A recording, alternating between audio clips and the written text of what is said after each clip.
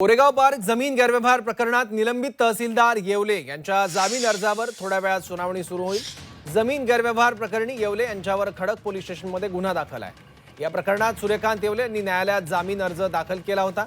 यावर आज सुनावणी होते। येवले यांना जामीन मिळू नये म्हणून पुणे पोलिसांकडून आवश्यक कागदपत्र सादर केली जाणार आहेत। तसंच मूळ जमीन वतनदार यांच्या वकिलांकडूनही येवले यांचा जामीन अर्ज फेटाळण्याची मागणी न्यायालयात केली जाणार आहे। आणखी माहिती याबद्दल घेऊयात आपले प्रतिनिधी निलेश खरबरेकडून। निलेश, प्रकरणामध्ये आपण बघितलं तर निलंबित तहसीलदार सूर्यकांत येवले आहे यांच्यावर गुन्हा दाखल करण्यात आला होता। शासनाची जमीन गैरव्यवहार प्रकरणात त्यांच्यावर ठपका ठेवण्यात आला होता आणि त्यांच्यावर आणि शीतल तेजवणे असे तिघांवर या प्रकरणात गुन्हा दाखल झाला होता। मात्र त्यांना अटक झाली नव्हती। मात्र त्यांनी जामिनासाठी अर्ज केला होता।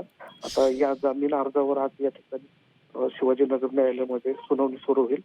थोड्या वेळातच या ठिकाणी सुनावणीला सुरुवात होईल। मात्र जामीन मिळू नये यासाठी वकिलांकडून प्रयत्न करण्यात येणार आहे। जे वतनदार आहेत त्यांनी येवले यांना जामीन आहे ते मिळू नये अशी मागणी या ठिकाणी करण्यात येणार आहे। तर या प्रकरणात ज्यांच्याकडे हा तपास आहे आर्थिक गुन्हे शाखेचे तपासी अधिकारी वाघमारे यांनीही पूर्ण तयारी केलेली आहे, जेणेकरून तपासामध्ये कुठला अडथळा येऊ नये आणि मुख्य तहसीलदार जे हवेलीचे आहेत त्यांनी या प्रकरणामध्ये गैरव्यवहार केल्याचा तपास या प्रकरणात सुरू आहे। त्यामुळे त्यांना जामीन मिळू नये यासाठी त्यांच्याकडून मागणी करण्यात येणार आहे। मात्र आता यावर न्यायालय काय आदेश देतं हे महत्वाचं असणार आहे, कारण सूर्यकांत येवले यांचा महत्वाचा भाग या प्रकरणामध्ये आहे।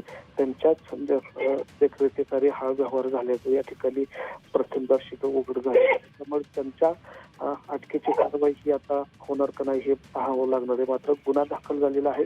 जमीन गैरव्यवहार प्रकरणी अनियमितता या ठिकाणी निदर्शनास आल्यामुळे खडक पोलीस स्टेशनमध्ये हा गुन्हा दाखल करण्यात आला होता। हा संपूर्ण प्रकार मोठ्या स्वरूपात असल्यामुळे हा गुन्हा जो आहे तो आता आर्थिक गुन्हे शाखेकडे वळवल्यामुळे आता यावर आता सुनावणी सुरू होईल। थोड्या वेळातच ही सुनावणी सुरू होईल। निलेश, धन्यवाद या माहितीसाठी।